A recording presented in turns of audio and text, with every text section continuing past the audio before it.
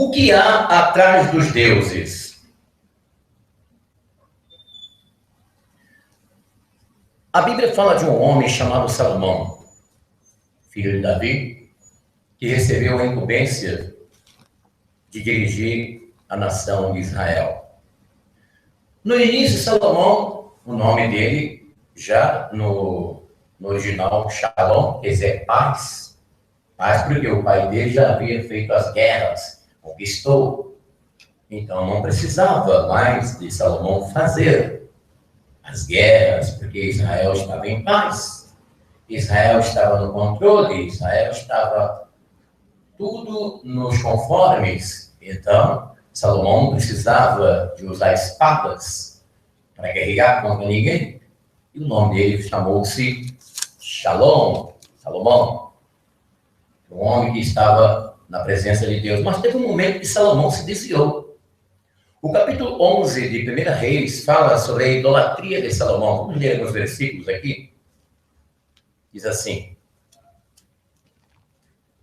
o rei Salomão, além da filha de Faraó, amou muitas mulheres estrangeiras, moabitas, momitas, edomitas, sidônias, itéias, pertencentes às nações das quais o Senhor dissera aos israelitas: não tereis relações com elas, nem elas tampouco convosco, porque certamente vos seduziriam os corações, arrastando para os seus deuses. Por que Deus havia determinado não só para Salomão, mas para toda a nação, que não se misturasse com as demais nações, não se misturasse com outros povos? Ou seja, um homem, quando fosse casar, um homem judeu, ele estava ordenado por Deus a não se unir com outras mulheres de outras nações. O judeu, ele só poderia casar com a judia só podia casar com o judeu. Será que foi assim algo cruel da parte de Deus para os judeus? Não. Porque Deus queria preservar a linhagem santa de Israel para trazer o Messias. E na consciência do pai, ele sabia, é claro, que uma vez as pessoas que faziam parte da nação de Israel se misturassem, casassem com as etéias, com as edomitas, com as amomitas, com as mulheres de outras nações, obviamente, essas mulheres iriam desvirtuar o coração desses homens, dessas pessoas do arraial de Israel, para adorar outros deuses. E assim aconteceu com Salomão. Ele se misturou com outras nacionalidades, através das mulheres, como está escrito aqui no capítulo 11 de 1 Reis. Prossigamos aqui a leitura.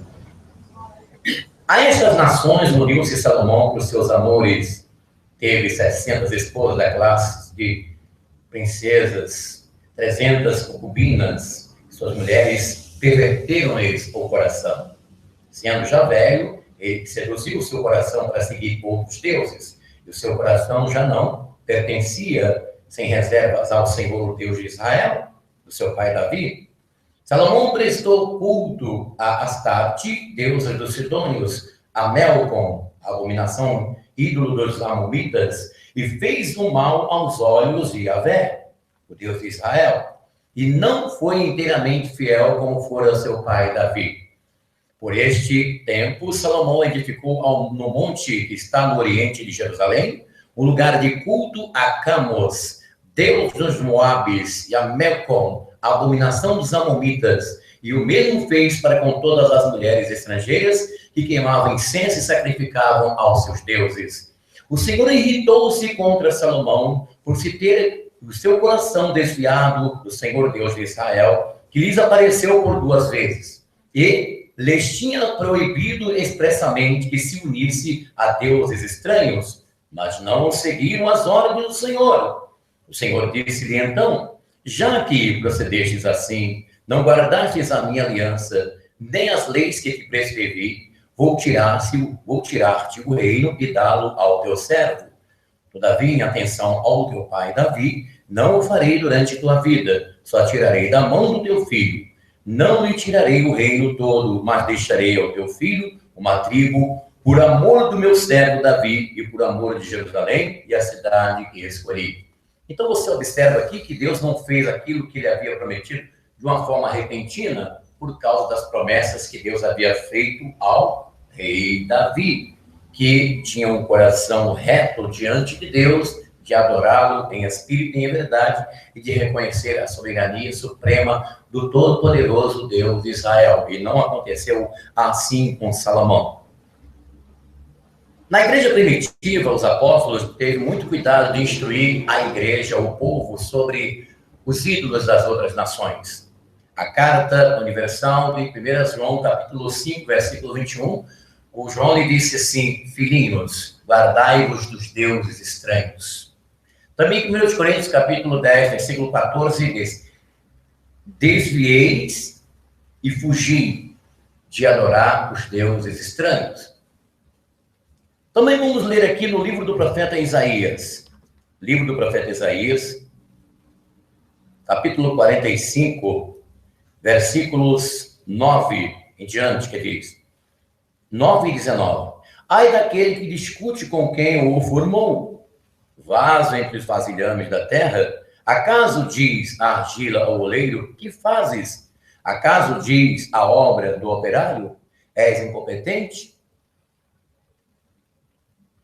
Agora o versículo 19, que é o principal do qual queremos ler aqui. Não tenho falado às escondidas e nem de uma terra tenebrosa. Não disse a raça de Jacó: procurai-me no caos? Eu, o Senhor, digo a verdade e me manifesto com toda fraqueza, com toda franqueza. Então você, nessas palavras aqui do profeta Isaías, você vê assim o absolutismo do nosso Deus. Ele é absoluto em tudo, entendeu? Ele é o supremo. Ninguém há igual ao supremo, todo-poderoso Deus de Israel. Também o versículo 21. Fazei valer vossos argumentos, consultai-vos uns aos outros. Quem havia predito que se passa? Quem o tinha anunciado desde longa data? Não fui eu, o Senhor? E nem o outro. Não há Deus fora de mim. Então ele, como eu falei, ele é o absoluto, ele é o único, ele é o exclusivo. Não existe um Deus igual a ele. Os deuses das nações foram deuses falsos, são deuses falsos. Mas vamos aqui para Deuteronômio. Deuteronômio, capítulo 7, versículo 25, diz assim: queimareis as imagens esculpidas de seus deuses, mas não cobiçareis a prata, nem o ouro, que são revestidas, e nem delas tomareis nada, para que isso não te seja um laço, pois são uma abominação para o Senhor. Aqui está bem claro, né? Está bem claro aqui que no momento em que quando Israel fosse derreter um Deus do qual ele estava adorando, que não era o Todo-Poderoso, eram os deuses das nações, Israel também fez, em algumas ocasiões, o Deus semelhante das nações, de ouro e de prata. Então, no momento que eles fossem queimar aquela imagem, aquele ídolo, aquele Deus, nem o ouro, nem o material que fora esculpido com aquele material, o Deus com aquele material, Deus não queria que eles aproveitassem. Deus queria que jogasse fora. Não introduzirás em tua casa coisa alguma abominável, porque serias como ela, voltada ao interdito, considera-se como imunda e abominável, porque é voltada ao interdito, maldito, né? Deus não queria nem que aproveitasse o resto, nada, daquela coisa ruim. Mas a pergunta: o que há atrás dos deuses? Porque pessoas recebem curas, pessoas recebem milagres dos deuses estranhos. Quando você lê o livro do Apocalipse, você vai notar que no tempo do fim, Satanás iria operar sinais, prodígios e maravilhas. Está escrito na Bíblia.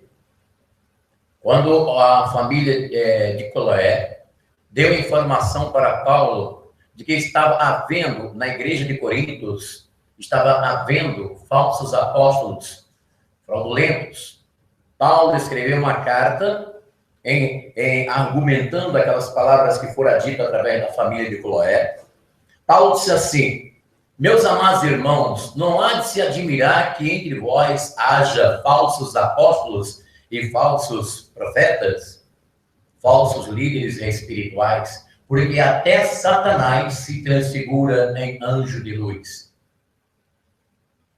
Qual é a força, qual é o poder que existe atrás dos deuses que as pessoas obtêm milagres, fazem promessas?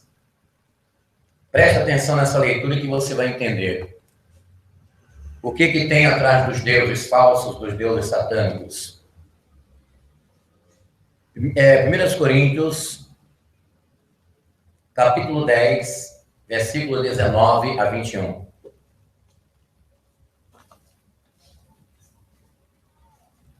Que quero afirmar com isso? Que carne sacrificada aos ídolos, aos deuses, ou os próprios deuses, são alguma coisa? Não. As coisas que os pagãos sacrificam-nas a demônios e não a Deus. E eu não quero que tenhas comunhão com os demônios, Paulo falando para a igreja de Coríntios. Não podeis beber ao mesmo tempo o cálice do Senhor e o cálice dos demônios. Não podeis participar no mesmo tempo da mesa do Senhor e da mesa dos demônios. Ou queremos provocar a ira do Senhor? Acaso somos mais fortes do que Ele? Todas as coisas me são lícitas, mas nem todas me convêm. Paulo aqui está falando dos deuses. Coríntios era uma cidade da Grécia, onde existia o panteísmo, o politeísmo, que nós já falamos aqui, o paganismo. O politeísmo, a adoração a vários deuses. O paganismo, que é a adoração às forças da natureza. O panteísmo, que identifica a crença em tudo como Deus. O teísmo e outras modalidades de crenças em relação aos deuses. Essas palavrinhas são as principais para você se nortear, para você se situar no assunto do qual estamos falando aqui. O que há atrás dos deuses? Porque milagres acontecem. Pessoa não recebe milagres dos deuses estranhos, dos deuses falsos. Então, se você tem dúvida do que há atrás dos deuses, eu vou repetir novamente, Coríntios, capítulo 10, versículo 19. Presta atenção para você entender. Que quero afirmar com isso? Que carne sacrificada aos deuses, ou os próprios deuses, são alguma coisa? Não. As coisas que os pagãos sacrificam-nas a demônios e não a Deus. E eu não quero que tenhas comunhão com os demônios. Não podeis beber ao mesmo tempo o cálice do Senhor e o cálice dos demônios. Não podeis participar ao mesmo tempo da mesa do Senhor e da mesa dos demônios. Deu para você entender?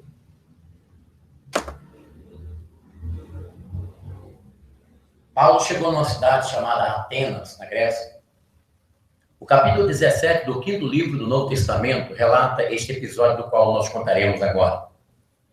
Paulo era um homem muito sábio, instruído, havia aprendido nos pés de Gamaliel, fez parte de uma das mais importantes religiões da época, do farisaísmo. O apóstolo São Paulo era um homem muito inteligente e depois que ele se converteu, guiado pelo Espírito Santo, um homem consagrado, e ele encontrou dificuldade de evangelizar Atenas, porque lá existiam os epicureus, existiam os filósofos que estavam moldados nas filosofias humanas. Tudo deles era baseado no conhecimento humano.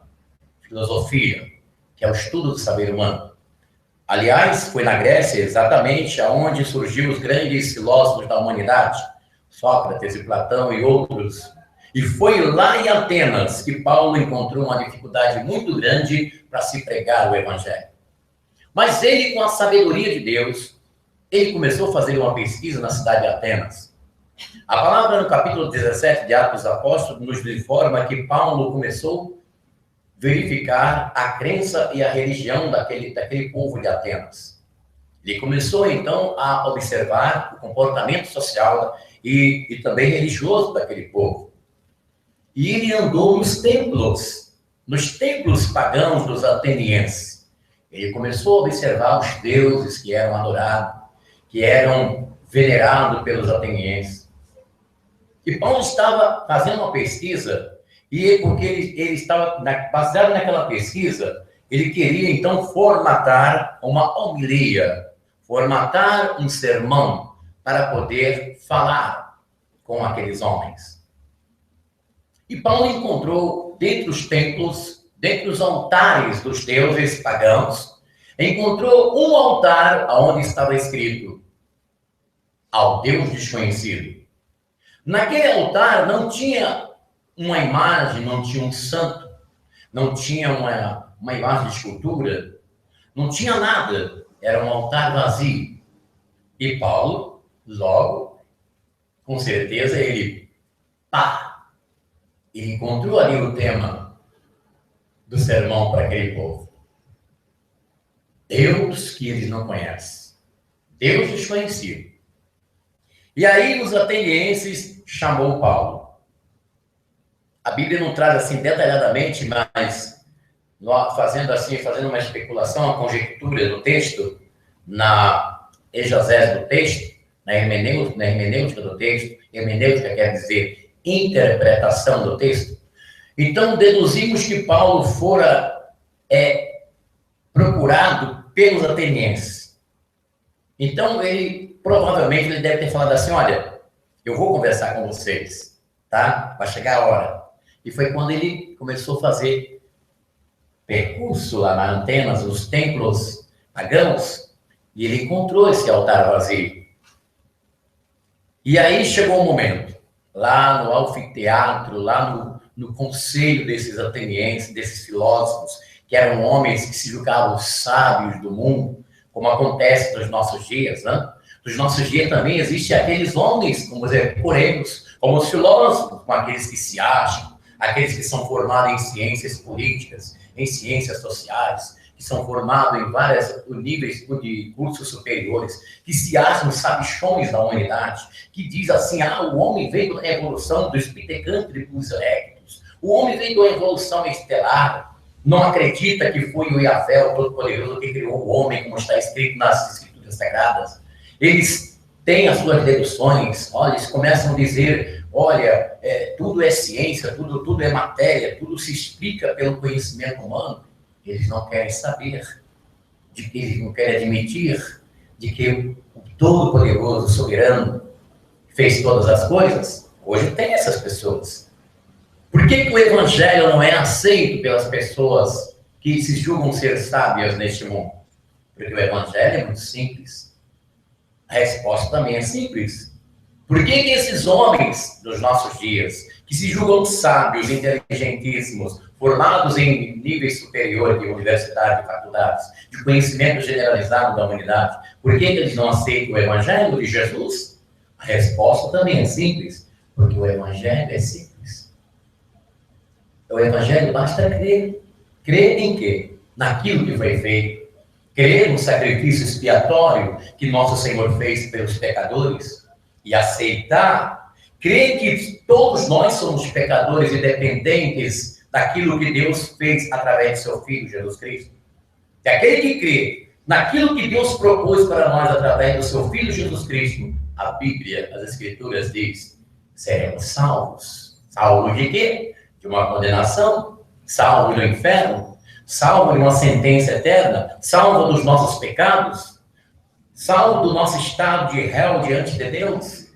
Nenhuma condenação há para os que estão em Cristo Jesus, diz Paulo no capítulo 8 da Epístola aos Romanos. E Paulo encontrou-se com estes homens, homens que se julgavam sábios, entendidos em tudo e em todas as coisas, e perguntou: o que você está falando? O que você está falando, Paulo? Quem é esse Jesus? Quem é este judeu que você fala aí?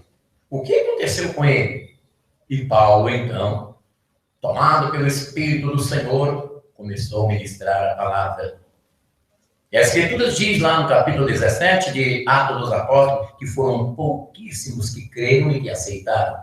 E no final, o entendimento que nós temos é que ele teve que sair daquela cidade porque ele não foi bem aceito.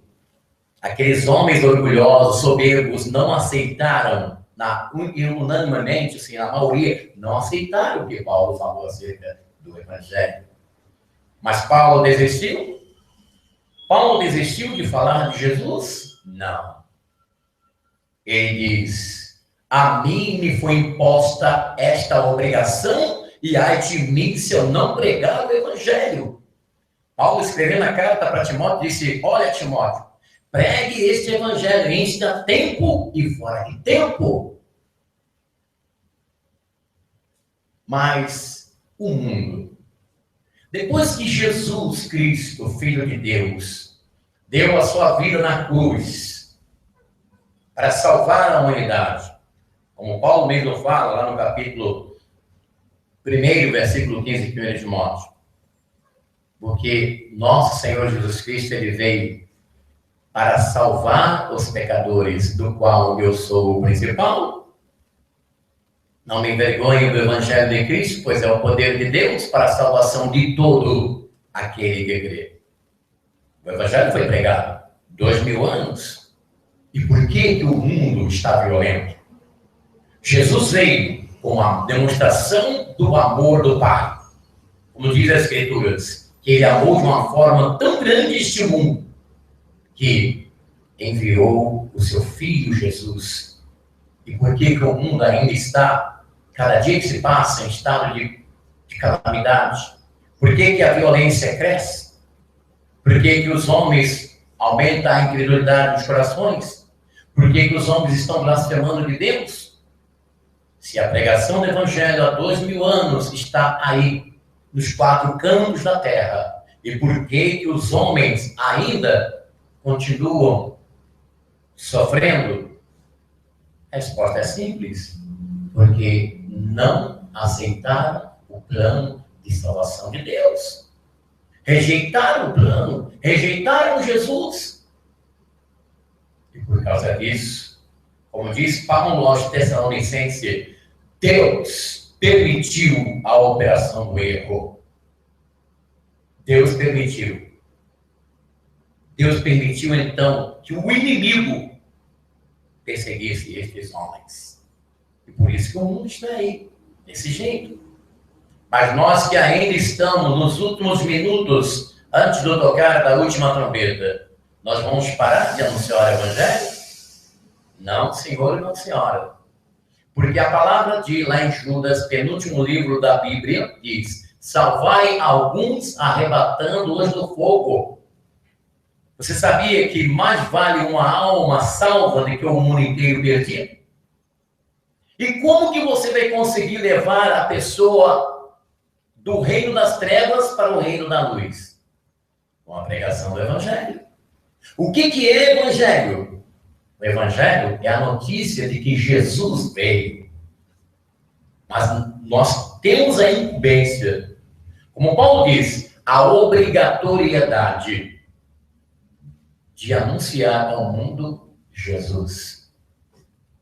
Deus não entregou para outro povo, não entregou para outra sociedade, entregou para a sua igreja, que somos nós, a responsabilidade de transmitir as boas novas, pessoal. Evangelho no original quer dizer notícia alegre, boa nova. Eis que trago novas de grande alegria, disse o anjo lá para os pastores. Na cidade de Davi nasceu o Salvador, que é Cristo o Senhor, Jesus Cristo. Ele continua operando. Ele continua salvando. O sangue que ele derramou na cruz tem uma eficácia retroativa e retrospectiva. O sangue de Jesus purifica de todo o pecado, está escrito. Existia um povo no tempo de Jesus chamado os fariseus. Era a religião dos hipócritas, Religião de pessoas que se achavam santarrões da sociedade judaica. E eles estavam perto de Nosso Senhor.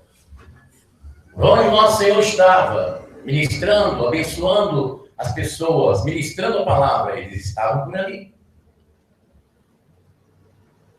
E, em dado momento, Nosso Senhor chegou para um paralítico e disse: Paralítico, perdoados são os teus pecados. Os fariseus ficaram com os olhos arregalados. Eles começaram então a pensar: quem é este que disse perdoados são os teus pecados? Quem é que pode perdoar pecados senão Deus? Eles estavam pensando no coração deles, na mente deles, eles estavam razoando. E o nosso Senhor, que conhece todo o nosso pensamento, porque Ele é Deus. Ele conhece todas as nossas intenções, porque Ele é Deus. Ele sabe de todos os nossos desejos, porque Ele é Deus. Ele viu no coração daqueles fariseus hipócritas este pensamento, essa interrogação: quem é este que perdoa pecados senão Deus? Eles chegaram, nosso Senhor chegou, olhou para os fariseus e disse assim: olha, por que razoais entre vós? Quem é este que pode perdoar pecados senão Deus?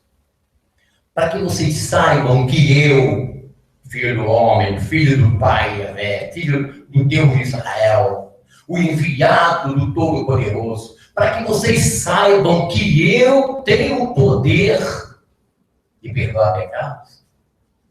Qual é o mais fácil? Qual é o mais fácil, fariseus? Dizer para esse paralítico, levanta, toma a tua cama e anda. Ou dizer para esse paralítico: perdoados são os teus pecados. Note bem a pergunta que Jesus fez para os fariseus. Eita, serve para ser goleiro da seleção brasileira. Tafarel não ficou sozinho não, hein? Tá bom. É só afastar um pouquinho para cá. É assim mesmo, mano. São coisas que acontecem. Presta atenção. Nosso Senhor chegou para os fariseus e disse assim: qual é mais fácil? Dizer para este paralítico: levanta, toma a tua cama e anda, ou dizer: perdoado que são os teus pecados? Se os fariseus dissessem assim, dizer para o paralítico: perdoados são os teus pecados, nós não podemos dizer, porque quem faz isso é Deus. Mandar o paralítico andar, a gente vai ficar um ano falando: levanta o paralítico, ele não vai andar. Então, eles não tiveram uma resposta satisfatória para Jesus. O silêncio deles foi a resposta. E o nosso Senhor disse: olha, presta atenção, fariseus. Presta atenção, seus incrédulos, seus hipócritas, para que vocês saibam que eu, filho do homem, filho de Deus, que eu, Salvador de Israel, Salvador do mundo, para que vocês saibam que eu tenho o poder para perdoar pecados, eu vou mandar esse paralítico andar e ele vai andar. E pelo sinal vocês vão ver que eu tenho o poder. E Jesus disse: paralítico, levanta, toma a tua cama e anda. E diz a Bíblia que ele saiu andando. Aí os fariseus: este homem tem que morrer. Esse Jesus de Nazaré, esse filho de José e Maria, ele vai ter que morrer, senão a nossa religião vai ser destruída. E foi ali que eles decretaram a morte do nosso Salvador. Depois concluíram no Sinédrio: quem é esse Jesus que perdoa pecados? Quem é o filho de Maria, o filho de José? Quem é o filho de Deus? A partir de sexta-feira, nós vamos falar para vocês, dentro das Escrituras, quem é Yahushua HaMashiach, Jesus, o nome que foi dado sobre todos os nomes. No capítulo 4, versículo 12 de Atos, está dizendo: não há outro nome dado debaixo dos céus, nem em cima da terra, nem abaixo da terra, pelo qual devamos ser salvos. Yahushua, Jesus, o Salvador do mundo. Nós vamos falar sobre Jesus. Você vai conhecer segundo as Escrituras, não segundo o padre, não segundo o pastor, o apóstolo, não segundo o padre, o Papa Francisco, não segundo o Papa Bento XVI, não segundo os líderes religiosos, não segundo os líderes das religiões, não segundo a ciência, segundo as Escrituras. Nós vamos conhecer o nosso Salvador. E eu acredito que depois deste conhecimento, depois que você absorver essas informações que nós transmitiremos para vocês, vocês amarão melhor Jesus Cristo. Vocês abraçarão melhor o Salvador. Vocês passarão a amá-lo mais intimamente. Você passará a ter uma comunhão eucarística profunda com Ele. Você vai viver uma vida de dimensão espiritual maior depois que você conhecer, segundo as Escrituras, o nosso Salvador, que deu a sua vida na cruz para nos salvar do inferno, da morte e da condenação eterna. Jesus Cristo, o Filho de Deus, o verdadeiro amigo, aquele que nos ama de verdade. E como prova do seu amor, ele morreu pelos pecadores do mundo inteiro. O seu sacrifício abrange toda a humanidade. Quantos milhões de pessoas existem no mundo? Se são 100 milhões e se arrependerem, eles serão salvos. Quantas pessoas existem no mundo? 1 bilhão. Se 1 bilhão se arrepender, receberão o perdão dos pecados. São 2 bilhões de pessoas. Se acreditar na palavra, vai receber a vida eterna. São 3 bilhões de pessoas. Se acreditar em Jesus, vai receber a regeneração de suas almas. São 5 bilhões de pessoas que, se arrependerem, vão ser purificadas pelo sangue do Cordeiro, vão ter suas almas lavadas e remidas para morar nos céus. São 7 bilhões de pessoas que existem no planeta. Se essas 7 bilhões de pessoas olhar para o céu e dizer: Jesus, eis-me aqui, lembra-te de mim quando entrares no teu reino, e se arrepender e voltar-se para Ele, eles serão salvos, porque está escrito: aquele que crê e for batizado será salvo. Diga glórias a Deus, diga glórias a Jesus, palmas para o Salvador do mundo, que nos salvou. Ele está vivo, glória a Deus. Nós não servimos um Cristo morto, nós não servimos um Cristo que ficou na cruz, que não ficou na sepultura, não, pessoal. Nós servimos um Cristo que está sentado no trono. Deus falou aos pais, Hebreus capítulo 1. Deus falou aos pais no passado, pelo ministério de profetas, falou pelos magistrados. Nesses últimos dias, Ele tem nos falado pelo seu Filho. Jesus é a palavra na nossa vida. Ele tem nos falado, Ele é o Verbo divino. O que é verbo, pessoal? No princípio era o verbo estava com Deus, o verbo era Deus.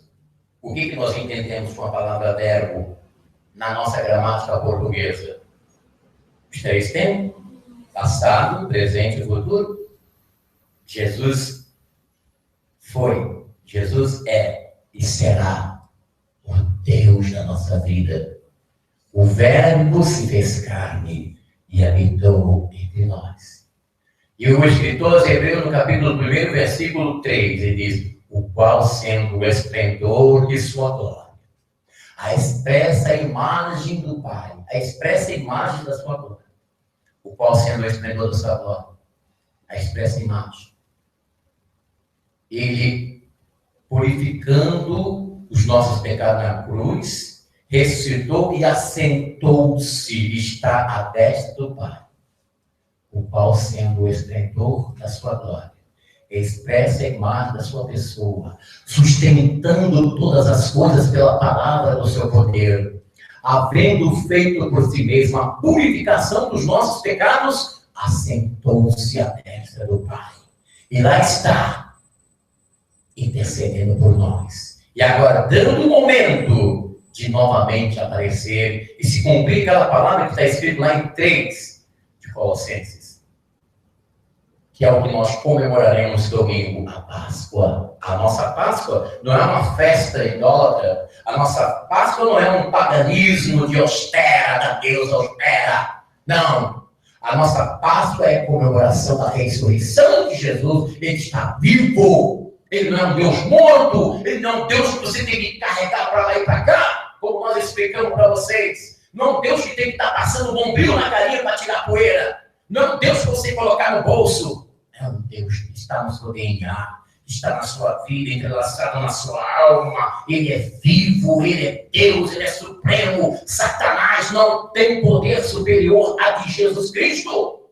Através das religiões e filosofias falsas, procura buscar o poder de Jesus.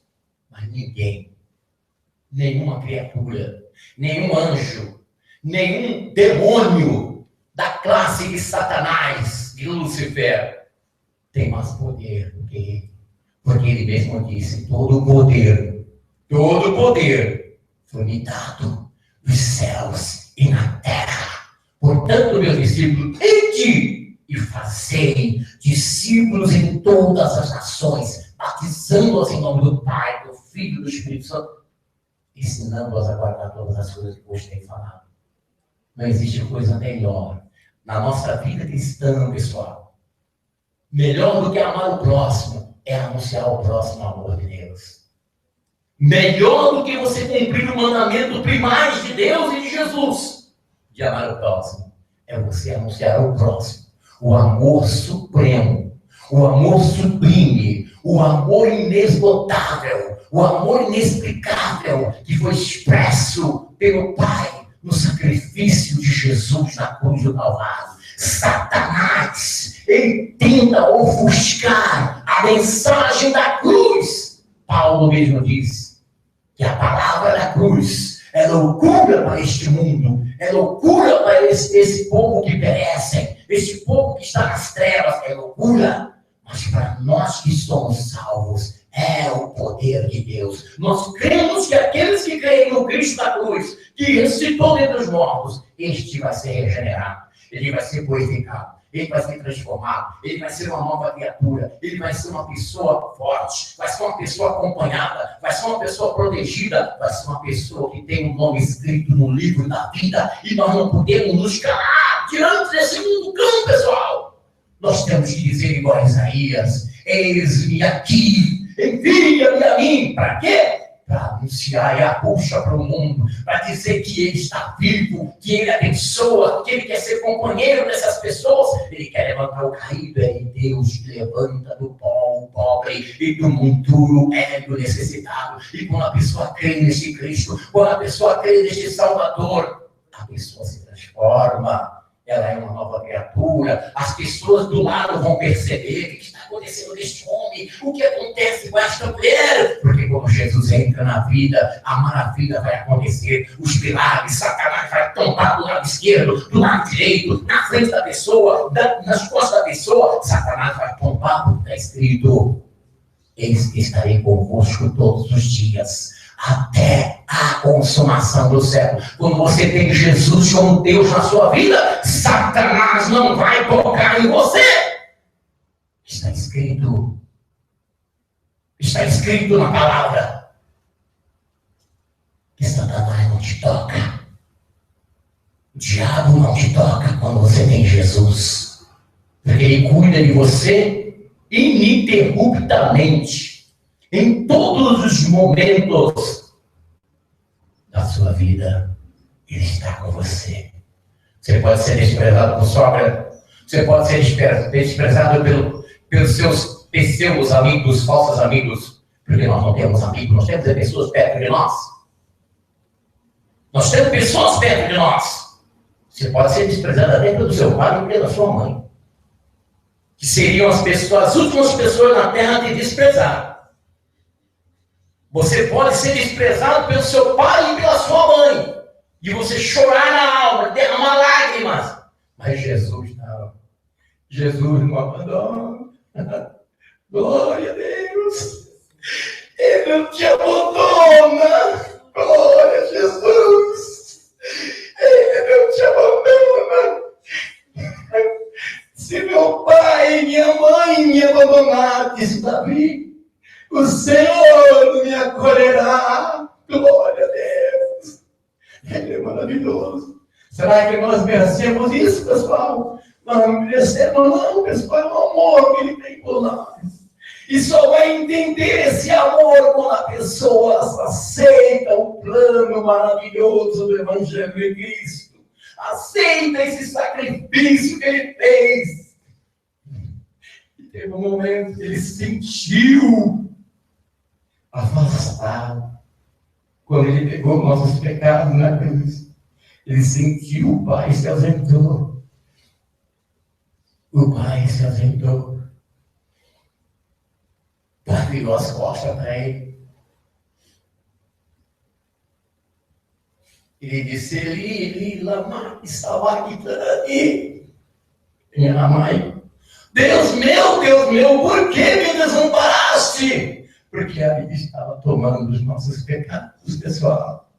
Diante do Pai. Ele morreu como cordeiro inocente, levando sobre si a nossa maldição, a dor da vida. O mundo precisa ouvir isso.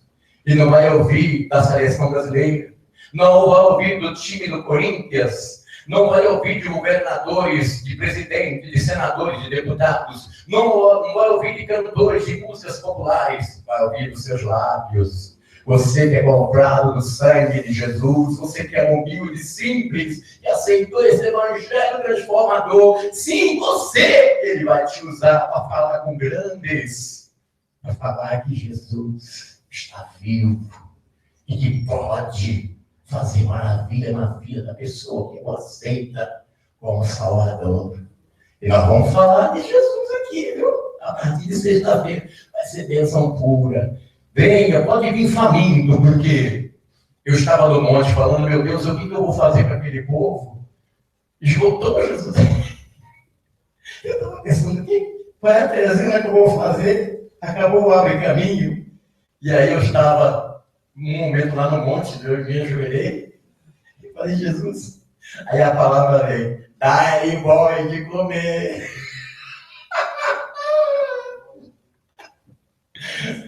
Quando que Jesus falou isso? Alguém chegou perto dele lá no deserto, estava o povo lá ouvindo, os meninos chorando no colo das mães. Ó, Jesus, ouvimos o seguinte aí. Pessoal, Senhor, está com fome. E o pessoal precisa ir embora, porque aqui não tem mercado, não tem quitanda, não tem nada, e o negócio está pegando aí, Jesus. As meninas estão todas aí com fome, a mulher já arraiada no chão, o leite do peito já acabou, e aí? Aí, nosso Senhor, quantos pães tem?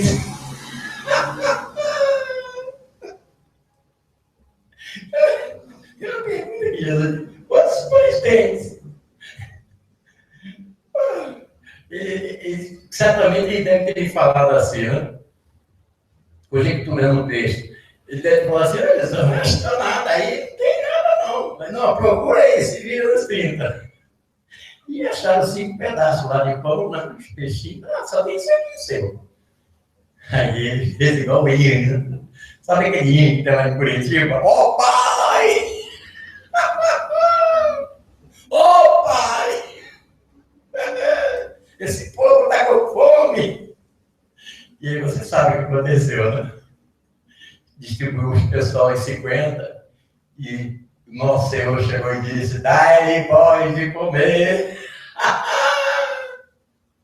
Não, vamos ter o pão aqui, viu? O pãozinho, vamos comprar na padaria, vamos distribuir o pão da bênção e vamos distribuir o pão do céu. Jesus, o pão da vida, você vai receber no seu coração, assim seja? Diga comigo, assim será.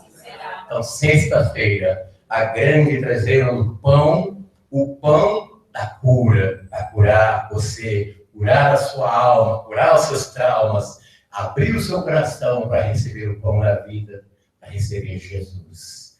Esta é uma transmissão diretamente do Santuário Iavé de Santo Amaro, São Paulo, capital, que fica localizada na rua Desembargador Bandeira de Melo, número 503. É uma imensa satisfação, uma satisfação imensa em poder falar com você em qualquer parte do Brasil. Queremos dar um alô ao pessoal do Facebook, Twitter, Bispo Afonso Querubim, e também o nosso canal no YouTube, no Missão Iavé, nosso canal Missão Iavé. Você que está nos assistindo agora em gravação, poderá se inscrever no nosso canal. Aqui embaixo do vídeo, temos aqui uma parte vermelha escrita assim, inscrever-se. Então, você que já é inscrito no YouTube, você poderá clicar nesta parte e automaticamente você estará inscrito no nosso canal e todas as vezes que nós postarmos os vídeos aqui da igreja, você receberá no seu. Essa automatização do YouTube, eu adoro isso aí, eu gosto desse sistema do YouTube. É um dos melhores sistemas de comunicação de vídeo do mundo, YouTube, né? É um espetáculo isso aí, é um espetáculo. Por aqui nós podemos ficar até 8 horas aqui. Eu estava observando, vem até uma programação, que nós podemos ficar até 8 horas aqui falando, né? Que às vezes não tem um assunto para falar, né? Tem que pedir a Deus. Não pode estar falando qualquer coisa agora na internet, porque agora somos responsáveis por aquilo que nós falamos por aqui. Então tem que se ter muito cuidado no que fala aqui pela internet. Claro que nós não somos perfeitos, nós procuramos o melhor e a melhor perfeição possível, e nós não estamos aqui para contrariar, estamos aqui para abençoar tanto os nossos irmãos da nossa igreja, né, que nos assistem pela internet, como também você que faz parte aí da palavra de Deus, receber a bênção de Deus. Deus te abençoe. A qualquer momento eu vou estar por aqui trazendo para você a palavra de Deus.